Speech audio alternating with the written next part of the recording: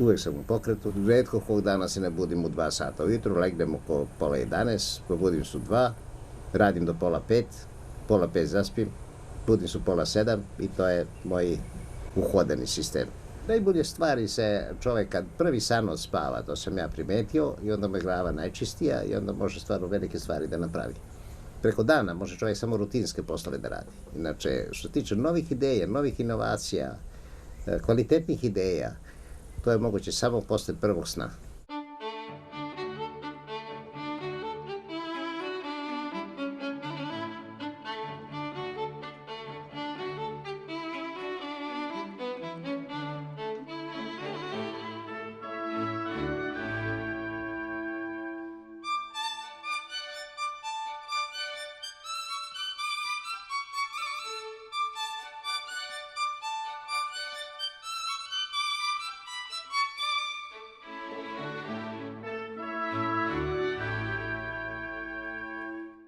Kad sam došao iz armije, ja sam bio profesor u tehničkoj školi, posle toga bio tehnički direktor u jednom preduzeću, pa sam posle otišao u Nemačku, radio sam u nekoj firmi Fischer.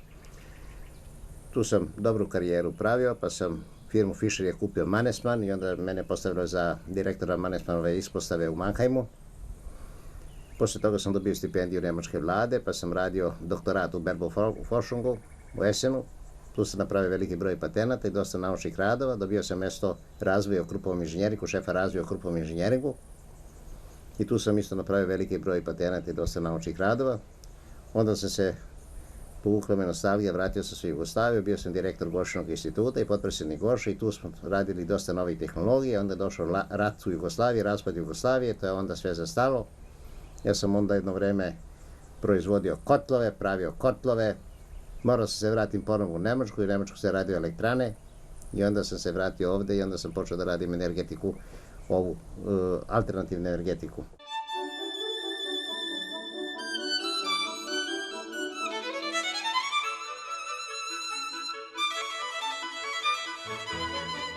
Pazite, ja sam izuzetno naučno radosno. Ja imam svoju filozofiju, imam svoju teoriju. Ja bi o tome mogao da pričam danima, neprestano. Ja to radim iz hobija, razmišljam uopšte o postojanju sveta. Ja sam, na primjer, ako usmatram teoriju relativnosti, na primjer, evo, uzmemo radovi Alberta Einsteina, gde on kaže, na primjer, da se, kaže, ako se jedan elektron ubrzava brzinom svetlosti, kaže, njegova će masa da raste do beskonačnosti. S druge strane, imate zakon o držanju mase i zakon o držanju energije i sad svi prećutkuju to.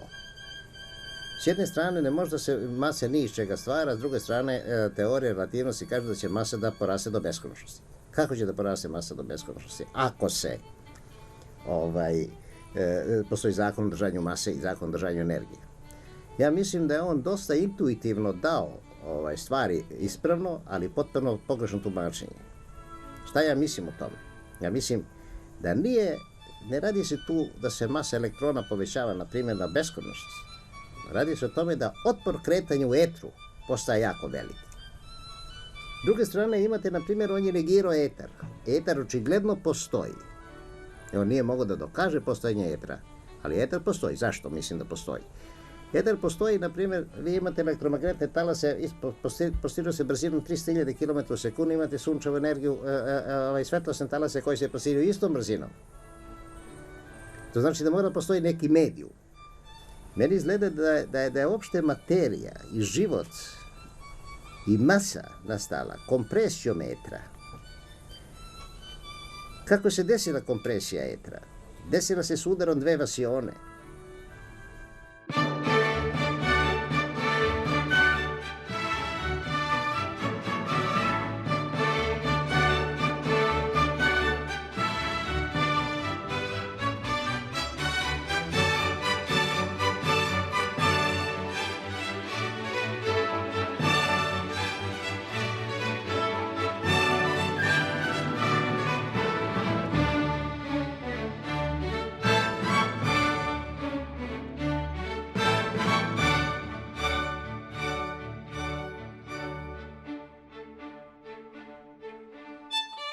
Danas ceo svet priča o alternativnoj energiji.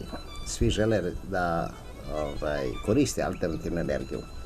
Međutim, da bi se koristila alternativna energija, potrebno je napraviti iz alternativne energije stabilan energetski resurs. I danas imate recimo fotovoltaik koji se masovno koristi, ali mora uvijek da pravite, ja to uvijek kažem, paralelne elektrane za dobivanje energije.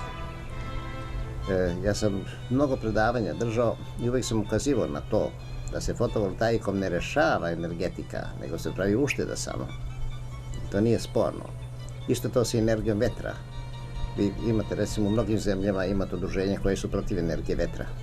To je nestabilan resurs. Kad ima mnogo vetra, ne znam šta će se strujom, kad nema mnogo vetra, mora se, kad je malo vetra, mora se uvozi električna energija. To imate i slučaj u Nemačkoj, da imate skoro 10% da se koristi, od 5 do 10% u stvari energiju vetra. To je sve bio izazov da mi se upustimo u jedan novi razvoj, znači da napravimo koncentrator koji može da visoke temperature, i tome smo uspjeli. Naš koncentrator danas može da od 1500 do 2000 stepeni temperaturu, što recimo sada, to je daleko iznad stanja tehnike u svijetu. Mi smo napravili recimo akumulator koji može da akumulira sunčevu energiju mesecima, 6 meseci na primjer, na 800 stepeni, a da gubici budu manje od 6%. Što je akumulacijni kapacitet veći, to su manji relativni gubici.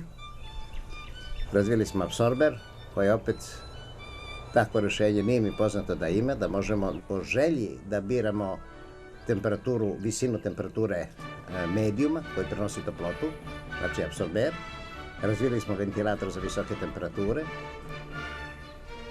Razvili smo turbinu radijalnu koja će da višestepenu turbinu radijalnu koja treba da visok stepen korisnosti u solaru i razvili smo vazdušnu mašinu koja je vrlo proste izvedbe i koja može da koristi za akumulator, se dobije električna energija vrlo prosto iz akumulirane energije. Tako da je to, mislim, naš sistem sada nezaobilazan, ja mislim, u korišćenju alternativne energije, znači daje potpuno stabilan energetski resurs kao sunčevu energiju i omogućuje znači dobivanje električne energije 360 dana puta 24 sata, omogućuje da se greju gradovi u Srbiji na taj način. Postoji mogućnost vrlo diverzna primjena znači ovog sistema, da se kompletna energetika Srbije pokrije, ne samo sada što se pokriva energetika, nego pošto Srbija sada ima mogućnost za stotine firmi koje će se zaposliti da prave ove proizvode i da ih izvode recimo širom Evrope i širom sveta i da se napravi veliki privredni preporod Srbije. Ajde da kažemo pod pretpostavkom ako radi železara u Srbiji, onda vam možda bude 90% srpski proizvod, jer ima jedno 10% recimo folija koja se uvozi, ima recimo elektronike, neke stvari koje se uvoze, ima dosta motora i elektromotora koje mogu u Srbiji, znači da se obezbedi da mislim 90% možemo da se smatra kao srpski proizvod. Šta je moj cilj? Moj lični cilj. Ja nemam nekih ambicija niti da pravim neke velike firme ja, niti da me interesuju neke velike državne funkcije.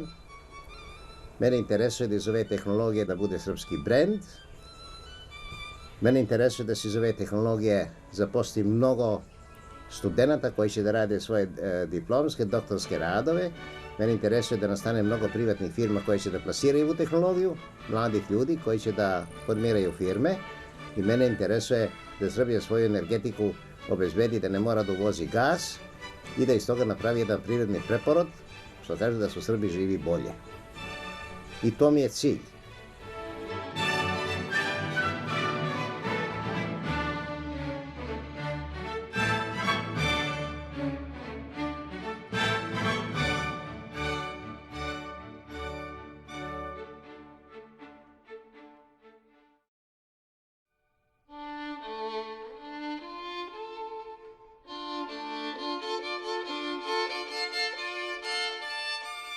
Nije sporno da će onog dana kad se pojavimo na tržištu da počne da se krade, to je i uvek tako, ali ako bi mi imali neki, što kaže, naučni potencijal ljudi i naukom koji se bave naukom, pa da uvek, što kaže, idemo korak napred, to je sada pitanje, ja kažem, ali to ne mogu ja ni sam da rešim, to mora da bude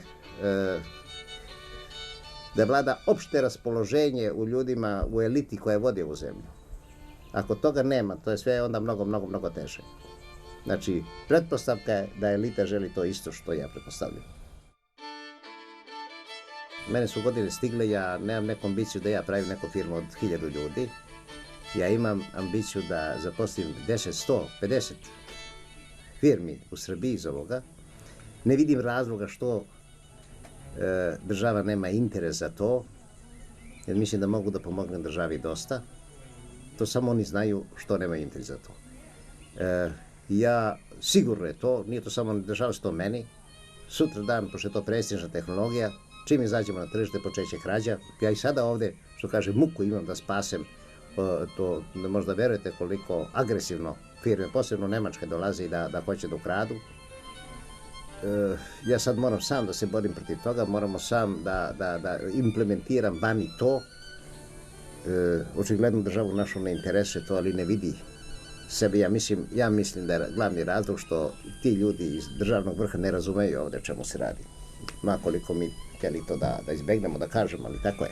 Oni ne razumeju o čemu se radi. Vi vidite kod nas, na primjer, ministar kaže uhvatili ga u krađi.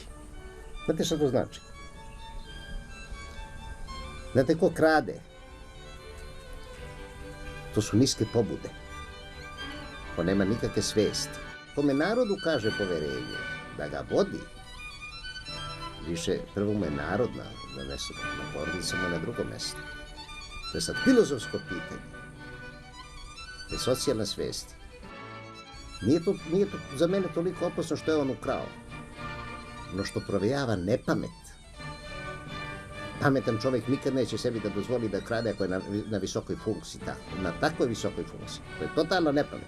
Ja se užasavam da može čovjek, recimo, da dobije neke toliko visoke funkcije, da vodi ovaj narod, toliko nepameti da ima. Da može da dozvoli sebi da padne u tako niske iskušenje, da može, recimo, da kradi, da potkrada.